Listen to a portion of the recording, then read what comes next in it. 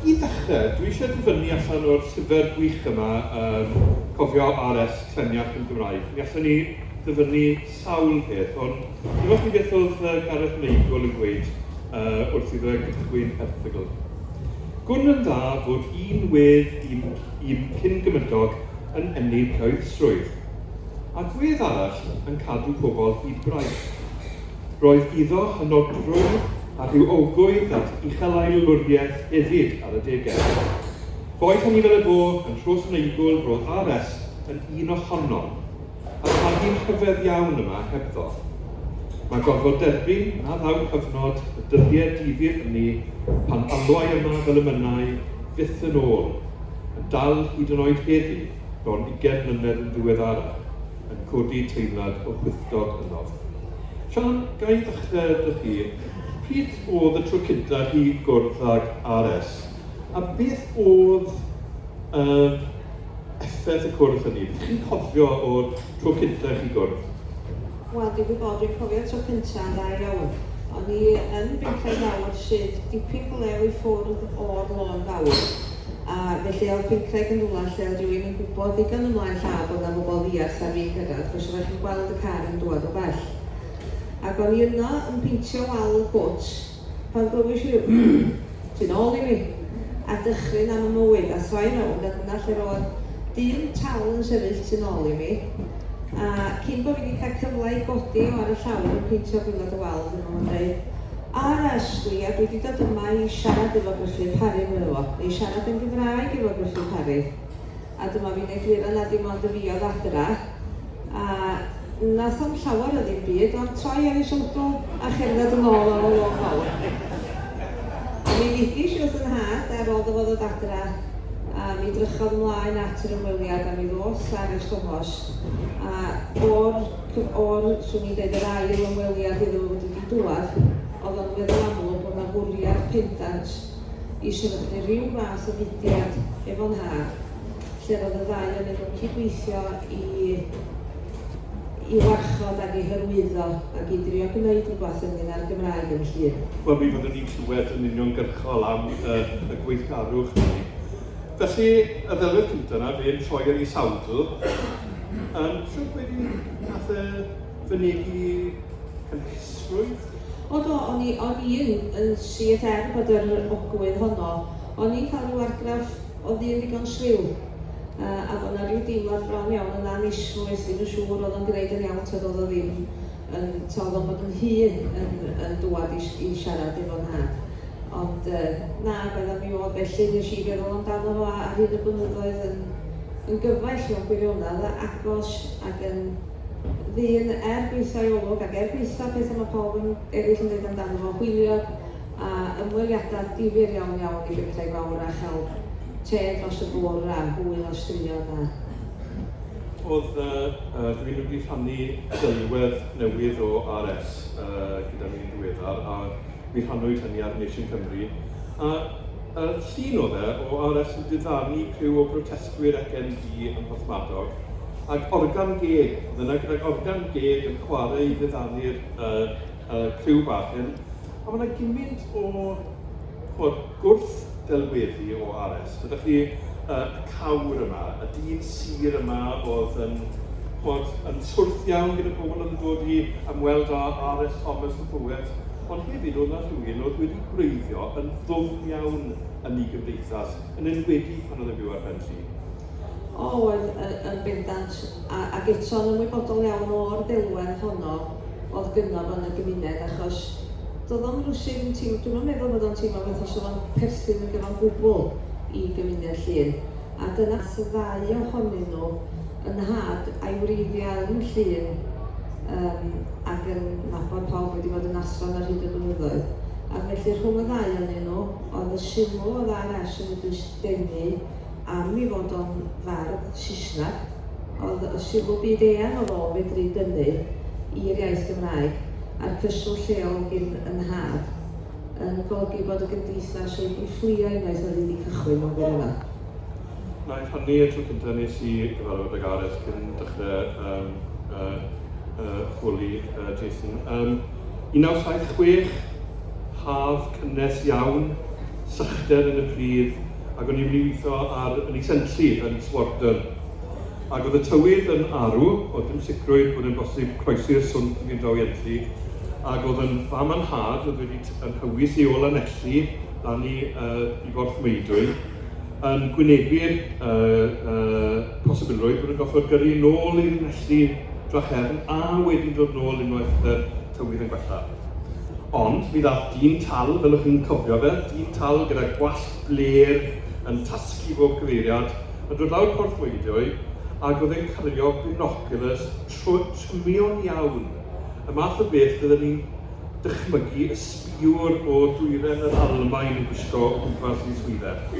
A nath ei ofyn beth oedd ymlaen, a nath yn fam esbonio beth oedd y sefyllfa, a wedodd allan i aros gyda fe, i aros nes bod y tywydd yn gwella. A dwi'n cofio eistedd lawr R.S., o'n i'n 15, o'n i'n newydd wneud lefel O, o'n i'n teimlo'n eitha siŵr bod fi'n gwneud yn eitha da yn Saesneg, a dyma fi'n rhannu yn holl wybodaeth gyda R.S. A wedyn si, ni'n creio Wordsworth, a wedyn si, Wordsworth was a pantheist poet. Do you know what that means? I efallai y bardd pantheist mwyaf amlwg erioed. Jason, mi rwy ti yn gyd gyfarwyddwr ar ganolfa nawr sydd yn casglu ac yn curadu i waithau. Dys ti'n nabod e fel person yn gyda neu fel testyn yn gyda? O, fel person yn gyda. O'n i'n nabod R.S. Tro gyda yn y Sgwrs ag 1994. O'n i'n 2 ar 10, oedd athau'r tîms cyn rhoi darlith yn Aberystwyth.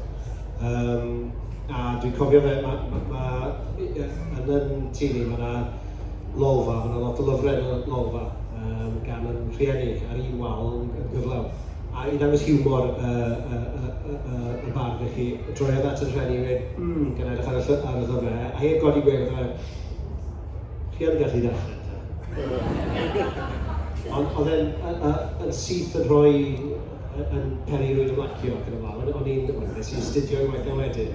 Ond fel digrifwr mewn gwirionedd y Sian am yn gyntaf, ac yn fy marn i, fe oedd y dyn mwy adoniol nes i gwrdd ag erioed.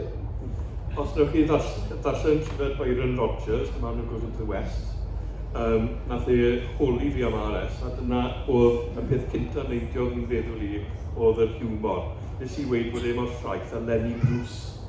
A Byron Rogers yn gweud, R.S, ond mi roedd oedd e'n siarp iawn, a hefyd, bod y comediwr yn delivery y peth, y ffordd i chi'n gweud y peth, a y ffordd sych na, fe bod chi'n mynd siŵr os oedd e'n tynnu cwrs fydd hyn. A mae'n llawer iawn, dwi'n meddwl o, hynny fydd y Sian yn dweud, o gamddealltwriaeth ynglyn ag R.S. yn codi o, dwi'n meddwl, o ddiffyg synwyr o ironi gan bobl eraill.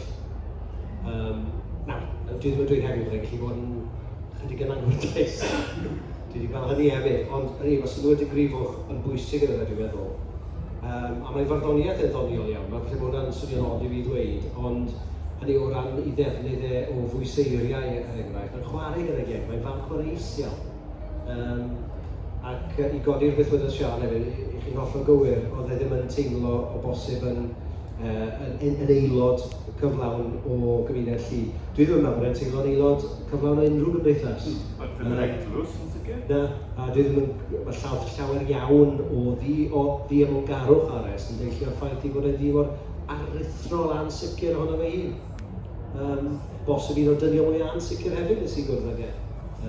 Can i ddechrau gyda'r delweddi felly yma, y delwedd cyntaf sydd â chi, Jason, ohono fe yn wen i gyd. A mae hwnna'n ei hunan yn mynd yn erbyn y math o lun i chi'n cael yn cael ei atgynhyrchu mewn ffyrpynau dyddiol. Odi, nawr te, y rheswm ni'n dangos y llun yma, mae'r llun yma yn efo hoff luniau R.S. gan y ffotograffiad gwych, gyda ni bellach mewn ffordd Gerall Llywelyn.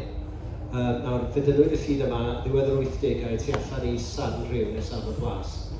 A beth dwi'n hoffi ynglyn ar hwn ydy cyferbyniad mae'n ei wneud gyda y llun, wyt ti'n cyfeirio to fe nawr, John, chi wedi gweld y llun i gyd, lle mae R.S. yn pwyso allan o dop drws stabal. A llun a ddefnyddiwyd gyda llaw pan fi farw R.S. ym mhob un o'r 4 prif bapur yn Llundain. Right? I ddangos the ogre of Wales. Yn cofio y term yma, nawr, unwaith eto, roedd R.S. yn gallu chwarae the ogre of Wales, pan oedd yn siwtio fe hefyd. Ond fe dynwyd y lli ogre of Wales yn yr un lle a hwn. Ac felly dwi'n offi yr cyferbyniad rhwng y ddau. A wedyn y tai coch, ydw fe? Tai coch, dwi'n cofio Betty yr ail wraig yn dweud unwaith, o'n i'n gwisio R.S. O'r tî'n tro, a ddim goffa troi darlleniad, ac oedd chydig bach yn hwyr, yn heb roi deu, ac oedd Betty yr ail wraig, oedd yn dod o Canada, yn dweud, hey Ronnie, fel oedd Betty yn ei alwe, oedd hwnna'n rhyfedd, hey Ronnie, don't forget your trademark red tie. Ac mae'n ddelwedd, yn gwrs, sydd wedi ddiffudio fe, dyna'r teud. Gyda llaw, ar ôl i farwolaeth, fe gefes un o'i deis, tei coch, a wrth droi y cefn, chi wad o ble roedd y tei yn dod? Burtons. Harrods. Harrods! Ni'n dechrau cael delwedd yna, Ronnie yn siopa yn Harrods. Dyna beth, ydy, oedd y llawn gwrthwydiadau, yn doedd? Dwi'n siŵr ai R.S. wedi mynd i Harrods, Betty a'r Chefi, ond Harrods oedd ar y cefn. Wel, wrth gwrs, Harrods yw siop y frenhines a'r teulu frenhinol. Ac mi roedd, wrth gwrs, R.S. wedi ennill medal y frenhines, yn dod? Do wir, ysgrifennu ni sleid nes yna o'r te. Fe welwch chi hwnna, ni'n fel rhoi hwn i chi. Dyma un o'r pethau sydd gyda ni yn yr archif yma yn Angor. Na i ddarllen y pethau i chi rhaid sydd ddim yn y ffrant yn y fan yma. 1964, llythyr at R.S. gan the Keeper of the Privy Purse. Welwch chi Buckingham Palace ar y top yn y fan hwnna. Dear Mr. Thomas, by command of the Queen, I am sending you herewith Her Majesty's Gold Medal for Poetry, awarded to you for this year, 1964. Will you please acknowledge its receipt? The idea of the reverse of the medal, which was designed by the late Edmund Dulac, is truth emerging from her well and holding in her right hand the divine flame of inspiration. Beauty is truth, and truth beauty. That's it. 1964 oedd hyn, pan oedd R.S. yn Eglwys Fach yn cyfansoddi'r cerddi gwleidyddol, chwerw, gwladgarol yna, ac ar yr un pryd yn derbyn medal air y Frenhines. Ac yn wir, osgrifiad nesaf hefyd, falle bod rhai yn ei gyfarwydd a hwn o'r se. Fe sgwennodd R.S. ragair byr, ond bachog, i gyfrol Cyril Hughes, fel gwelwch chi, The Literary Swan. Right?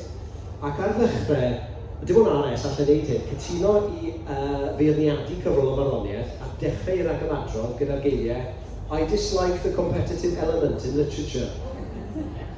Poetry is of many kinds. It is often unfair to say that one poem is better than another.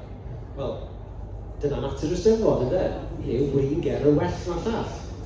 Ond y gwir amdani yw, oedd R.S. ar theimladau cymysg, ynddo, y tuag at yr Eisteddfod, ac yn wir, fe ddaeth hyn yn destun cerdd ar e. Nawr, rwy'n i roi debut i'r gerdd yma i chi. Sgwennu sleid nesaf, nawr te. I chi, mewn gwirionedd, dim ond 3 person ar wahân i chi sydd wedi gweld hwn erioed. Right? Un o'r cannoedd o gerddi anghoeddedig sydd gyda ni yn y ganolfan ydi hwn. Dwi wedi gweld y peth, mae'n hyd gyfarwyddwr at Tony Brown ac un o fy myfyrwyr wedi gweld hwn cyn heddiw. Mae'r tro cyntaf gerdd hon fel golygu ers iddi adael stydi R.S. Okay? A mae'n werth i ni ddarllen y gerdd i chi, oherwydd mae'n crynhoi nifer fawr o bwyntiau ynglyn ag agwedd R.S. i Eisteddfod ac at o fe hunan ac at Gymru hefyd. Dyma ni. In August at the year's height, when men come to feed on the carcass of a nation, when at the Eisteddfod the brief immortality of a poet is being set up, there is the crying of a young buzzard at Cethan and Tri Cymerau, a troubling of the sun's light, a wrong note from the orchestra of the summer. Do they know they have been born into a sad land, a land where there's no future for its people? Always I have looked forward to this time, a time for gathering in the harvest of the ages, and always there has been this upset music, trickling of the ripe fields. I look up, now into the tree where their nest is, and know when they are old enough to breed, it will have been cut down. The farms will be empty, and the signature of a strange people will be on the land scrawled over it in fast cars and motor coaches and houses. Now, Camperhemp yw'r gerdd yna. Mae yna dipyn o remp, yndi hefyd, RS ar autopilot, Carcass of a Nation. Mae'n dyfynu hynna. Mae'n dyfynu hynna, yndi. A chi'n gwybod ydi beth gyda rockstars, a gyda beir, dwi'n gwybod mae'n dechrau dyfynu hynna, mae'n ben yn nhw. Hynny, yn Carcass of a Nation, neu There's no future for his people. Nath e ddweud hynny, yn 40 ar 50. Felly RS yn... Falle bod e'n elfen o comedy. We're really Carcass, no song with. Mae'n gert i, ie, hollol. Ond, mae gamp yma hefyd. Trwch chi fan hyn ar syniad o gader ar goron, reit? At the Eisteddfod, the brief immortality of a poet. Fel dyn ni yng Nghymru yn dyrchafu fe yn ynddi, right? The brief immortality, chi'n oxymoron a gwrthywediad yna. O wedyn, diw'n rhan yn ddigon i RS, mwyn chi a mwysau wedyn, is being set up. I sefydlu, hefyd, ond set up yn ystyr twyll. Yn ystod ni, cystadleuaeth. Bod i'n ger y well na'n llall ac yn y blaen. Felly, a wedyn mae'n ymlaen wrth gwrs i sôn am, rwy'n rhaid i ddod fi John Aderydda, ynddo? Mae Aderydda'n sôn wrth yn ei arwain ei feddwl am ryw cymerau a Gwenallt a'r genedl hefyd, felly mae'n ecoleg naturiol ac ecoleg rhyw lliannol yn mynd ymlaen yn fan yma. Ond dyna sneak preview i chi, ni wrth i'n casglu'r cerddi anghoeddedig yma yw coeddi mewn cyfrol yn ddian iawn, felly dyna un o'r rhywun i fydd i mewn. Ond fel dwi'n dweud, camp o'r help diwedd, dylai ddim meddwl bod y cyfan o safon uchel, ond mae'n ddannedd gwych. Ond mae'n rhai cyffreddiadau yn hwnna'n hyn o'r sydd bod nid jyst chwarae'r eiriau, mae'n rhyw ddyfnder beth. Oes. Mae yna gyfeithas wedi enwi ar ôl nid un person, ond 2 person. Ac wrth gwrs, ni'n aml yn gweld RS yn dod mewn cerddi ddim yn sgryniam briodas yn cyffelygu y wraig i aderyn. Ie, ni'n ysgrifennu sleid nesaf, neu ddiddorol gan Sian o beth oedd i gofio hi o Elsie yn y funud, dwi'n meddwl. Hynny yw Elsie, ni'n sôn am rockstars a ffilms, ond mae'n edrych o Greta Garbo yn dwi'n. Mae llawer o fawredd RS yn deillio o'r fenyw yma, heb unrhyw amheuaeth. Artist sydd wedi cael tipyn o sylw yn ddiweddar, ond ddim wedi cael y sylw dyledus dros i gyrfa, ond mae'n dylanwad hi ar RS, a dylanwad RS yn ei hi hefyd yn rhywbeth sydd yn heiddi gwaith ymchwil pellach. Os gyfnod nesaf, dyma un ohonyn nhw gyfeillio ar ddiwrnod eu priodas nhw yn 1940. Does dim dal dwylo, o gwbl. Dim confetti. Dim confetti yna, yn hollol. Ond nhw'n hoffi i gofod eu hunain yn artistig ac yn bersonol, dwi'n meddwl. So ni'n rhan sy'n nesaf, dyma beth o'n i eisiau dangos i chi. Reit, nawr sen. Fe gynhyrchodd Elsie wrth gwrs gyfres o bortreadau o'r gŵr yn dechrau o 1940 hyd i flynyddoedd ola. Nawr dyma ni'n dynwyd, gallwch chi edrych ar hwn mewn gwirionedd fel gwaith priodas. Nawr 1940 ydy hwn wedi ddyddio yn un o frasluniau Elsie dyn ni wedi prynu yn y ganolfan. Felly dyma bortread ohono fe yn mlwyddyn i priodas.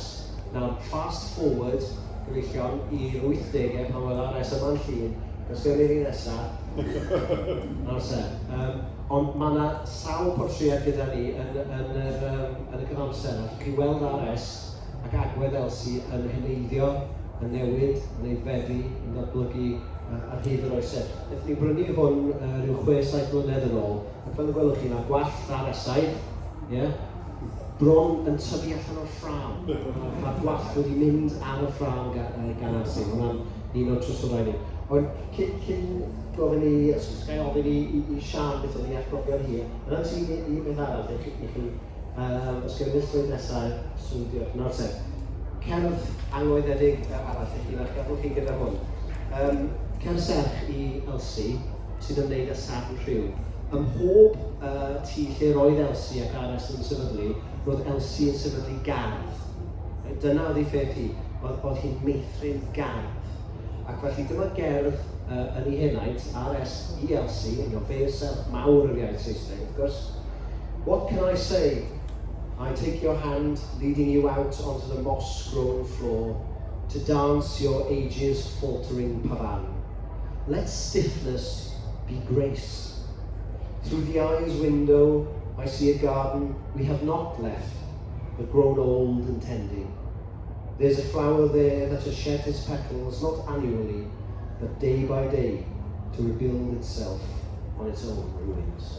Lle mae gardd San Rhyw, San y Blas yn Rhyw, yn dod yn arddeden ond cyn y cwip. Does dim cwip yna, dyna natur i cariad. Rhywbeth arall yn y gerdd yna yw y cyfeiriad yn y ddawns. Ac mi roedd hi yn un o'i meddluniau wedi dangos R.S. fel ballroom dancer. So, da ni syniad yna o'r Ronnie, rockstar, sydd yn... Ond fel arlunydd, a fel rhywun sydd yn medru sylwedu ar ei chyfraniad i bethau, beth oedd y berthynas artistig yn dod nhw? Mae beth i garw gen i ddeud, ond da ddim yn un nabod ti o gwbl i mi wybod nes i wedi chyfraniad ti. Pan mae'n had mynd yno hefyd, chydig iawn yn ymwneud o ddau ddrawsi, achos mi fydda hi yn ei studio a mi fydda R.S. yn mynd â fo.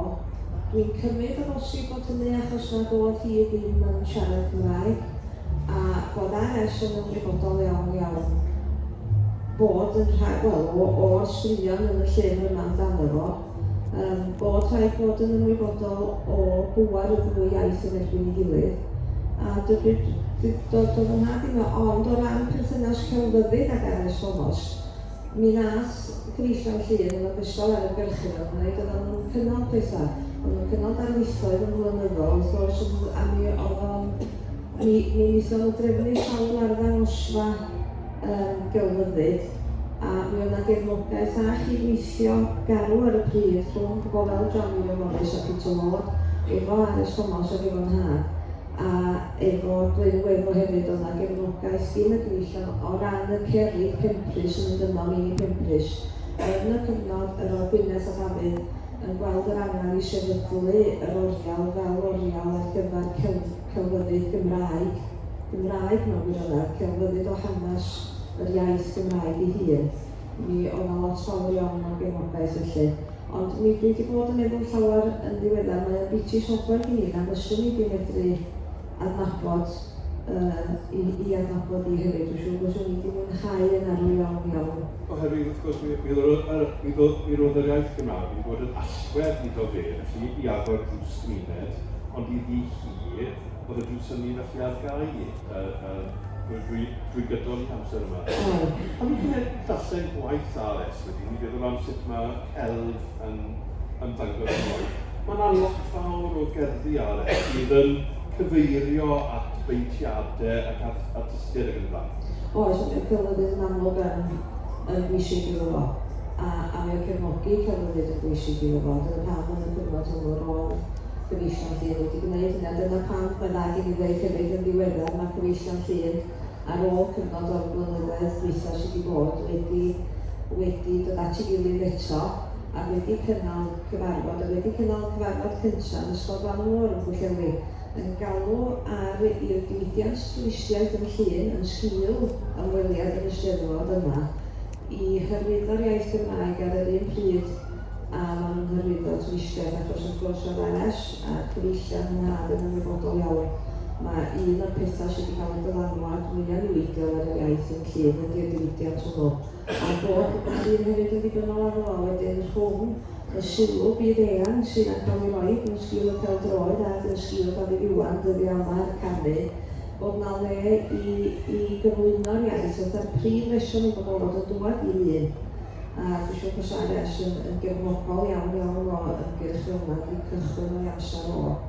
A chi'n sôn am Eisteddfod, yn had chwaith ddim yn awyddus iawn, ddim yn falch iawn fel cystadlu, meddwl yn dweud bod amser roedd lleisiad o blant fach ar y llwyfan a dweud bod un o'n enw lot solach na'r llall. A'r un fath agor yn efo oedd yn gofyn o'r nesaf. A'r dwythrwydd wrth gwrs oedd y peth arall. Mae'r holl sôn wedi bod am Eisteddfod a'r hyn o Gymraeg a pha mor bwysig ydy honno i ni ac i'n wsnos yn unig. Dwi'n meddwl bod rhaid pwyso ar i fwy o fywyd yn wedi'n Llŷn fod yn cael ei gynnal erbyn rwan yn uniaeth Gymraeg. Dwi'n meddwl bod o'n amlygu hun negas R.S.Thomas, negas Saunders Lewis oedd yr un A negas yn ddiweddarach, dyn o'r enw Phil Wyman oedd yn bwriadu mynd â cherdded ar draws Cymru yn siarad i byd ond Cymraeg, ond yna'n ffodus, fe farw chydig bach yn ôl ac abeithio'n mynd. Ond ar negas ydy bod na dweithrwydd ydy'r hyn sy'n mynd i fod yn achosi diwedd yr iaith Cymraeg. Oherwydd os dwi'n fel Phil yn wedi dod yn symud o America i fyw yng Nghymru, dysgu'r iaith a troi fod yn Gymroeg o pwrpas, mae'n rhywbeth chi'n medru yn rhywbeth dywysol mewn ffordd. Yndi, dyna di peth ydy, a o'r R.S. yn ymwybodol iawn ac yn pwyso y negas honno hefyd, ond ydy fel o iaith ddim byd a hil. A hwnnw di'r peth, dwi'n meddwl hwnna di'r chwystrau mwyaf sydd wedi bod i ni yn y blynyddoedd dwytha. Os o'n i'n sôn bod ni angen geir rhywbeth yn Gymraeg, a bod eisiau gwneud rhywbeth yn Gymraeg, bod ni'n hiliol, ond mae hynna wrth gwrs yn hollol afres yno, achos mae'r dewis o'r iaith Gymraeg yna i bawb. A dyna pam dwi'n meddwl bod R.S.Thomas yn sylweddoli, mae'r carn oedd yn cael ei wneud efo'r bobl yng Nghymru, oedd peidio bod yn cynnig yr iaith Gymraeg, peidio bod yn rhannu'r iaith Gymraeg yn nhw. A fel dysgwr hefyd yn ymwybodol iawn yn diffyg ar gwendid mwyaf ni fel Cymru, ydy bod ni'n rhy barod i fod yn troi i siarad yr iaith Saesneg drwy'r amser, a hwn oedd y negas oedd o eisiau bod osodd bwysica. Ond Phil wedi dweud, dwi'n eisiau hefyd am so wedi gwneud ffilm bach ohono fo, a wedi cael bod rownd yn ysgolion yn rhannu negas o'r plant sydd wedi cael gyfarfod ar y plant. Ond Phil wedi dweud i ddechrau, a wedi mynd ar ymweliad i gastell Gynarfon, ac wedi dechrau crio, achos oedd yr hanes yn hanes ni wedi cael ei ddeud yn gastell Gynarfon. A hwnnw hefyd oedd R.S. yn deud amdano fo, bod ni angen adrodd yn hanes a bod ni angen rhoi addysg Gymraeg yn Nghymru gyda Ben Balader. Oherwydd dy job di, Jason, ti hefyd yn medru asesu gwerth R.S. Achos wrth gwrs bod fi'n marw, mae yna gyfnod o asesu gan y plan. Ond di dy edrych o R.S. yn tyfu fwy, o fwy amser ti'n treulio'n darllen i waith a dysgu am y dyn? Wel, dwi'n meddwl mai hyn sydd wedi Parri yn arbennig ers i R.S. farw, ac wedi wrth i fi a Tony datblygu'r ganolfan, oedd pa mor anrheithol gynhyrchiol oedd e. Hynny, i ni wedi cyhoeddi Tony a fi olygiad o ddwy gyfrol, o ddeunydd anghasgedig ac anghoeddedig, ac fe fydd y deunydd yn rhwng R.S. yn cadw ni fynd nawr am hanner gan mlynedd arall. Mae'n anhygoel meddwl pa mor gynhyrchiol oedd e, falle hwnna yw'r peth sydd yn sefydlu rwy'n. Ac beth sydd yn enyn parch ydy bod e fel Yates yn yr ystyr, yn fy marn ni yn gwella wrth fynd yn hun. Mae'r gyhoeddiad i, a dwi'n meddwl bod R.S. i hun yn rhannu'r argyhoeddiad hwn, yw mae gerddi gorau yw'r cerddi yna gyhoeddodd ar ôl dod i ni, cerddi metaphysegol, cerddi y diw anghyffwrdd, y diw absennol. Rheina i fi yw i gyfraniad nawr. But a rare bird is only rare when you're not there. Ie. Ti'n meddwl bod adar prin fel diw yn rhywbeth sydd wedi mynd, neu wedi dod yma? Yn union, yn yw dehonglwr mawr y diwdor yn cyd-destun diwinyddiaeth a gwyddoniaeth fodern. Hwna yw'r y cyfraniad mawr i fi. Ond pethau chi'n dod i Fangor ac dod i'r ganolfan a chroeso unrhyw un drefnu ymweliad, allan ni ddangos i chi y drafftiau yma o gerddi. Dyn ni'n amcamgyfrif i fod i sgwennu cerdd, fel yn gweithio yn ymarferol, ond o wneud y maths fel petai, cerdd bob 10 diwrnod am 60 mlynedd. Cerdd bob 10 diwrnod am 60 mlynedd. Mae llawer iawn o'r cerddi wedi cael ei hachub drwy elsi, oherwydd yn y ganolfan mae nifer fawr o'r cerddi wedi, mae yna bapur gyda chi yn y fyrach, wedi cael ei crino, wedi cael ei sprwnsio yn blaen. Beth oedd R.S. yn gwneud oedd sgwennu cerdd weddol orffenedig. Hynny yw unrhyw fardd arall, byddai'n yn gweddio am gael cerdd felly. Dwi ddim ddigon i R.S. Cerddi gorffenedig wirioneddol wych wedi taflu i'r bin. Pan oedd e allan am dro, oedd e'n cadw am seflen o'r amyn, allan am dro yn y bore, darllen y pnawn, a wedyn ymweld â'i glifolion yn y nos pan oedd e yn yr eglwys. Oedd Elsie mynd i'w fynd ac yn achub cerddi oedd wedi i taflu gan R.S. ac yn ei sglwyddio nhw, gyda her sglwyddio. O'n i fel mab ddywedodd hynny, so ni yna nifer fawr ohonyn nhw'n ysgwylio yn fflat yn gwirionedd. A beth sy'n ddiddorol wedyn, wrth gwrs, yw bod chi'n gallu olrhain twf cerdd a draws 6-7. Oedd e'n na'n ddrafftio mawr, ond pan mae yn digwydd, falle, chi'n gweld yr ardrafft yma mono, reit? Mae ambell un yn arwyddocâl, eithriadol o arwyddocâl. Ond ie, at y diwersiwn, dwi'n meddwl mae syniad o gadw'r egni i fynd. Wrth gwrs, cofiwch chi, rhaid yn abod R.S., oedd Sian yn lli dweud hyn hefyd, pan chi'n cwrdd ag R.S., oedd e hyd yn oed yn 70au dwi'n yr awen wedi gadael, elfen y joc i waith eto, ne? Ond y syniad o gadw i fynd reit tan y diwedd. A dwi'n i fod yn un o ffaith mawr heneiddio. Ac o gariad mewn hynant. Dyn fel rhan o'r gymuned felly? Wel, fel cyfaill yn bersonol, ond rhywbeth trist iawn o'i gwmpas o'i gyd i mi, y ffaith na doedd y Gymraeg ddim gyda fo, a bod hynny'n rhoi hun yn gymaint o loes yna fo. Y gwaith mae wedi wneud, a safon y gwaith mae wedi wneud yn yr iaith Saesneg, a bod o'n deud y bysa nhw'n lluchio hwnnw i gyd i ffwrdd am bod wedi cael sgwennu un gair gerdd yn y Gymraeg. Mae hwnna yn gwmpasu yn y holl listw sy'n o'i gwmpas o. Ac yn bersonol hefyd yna i, wrth gwrs, o'n i'n aelod o gweithio'n llun o pan o'n i tua 50 oed, ac wedyn mae'n gyrchu dros y Gymraeg wedi i stopio'n rhy ddwfn o'r hanner yna i ddweud y gwir, ond mae hynny o dan dylanwad gweithio'n llun yn sicr. Mae hwnna yn ffordd perffaith o ddod â pethau i ddocol Sian, Jason, diolch mawr iawn. Hefyd i'r Gymdeithas am dyfnu'r setiwn ac wrth gwrs i chi am droi lan drama. Diolch yn fawr i chi.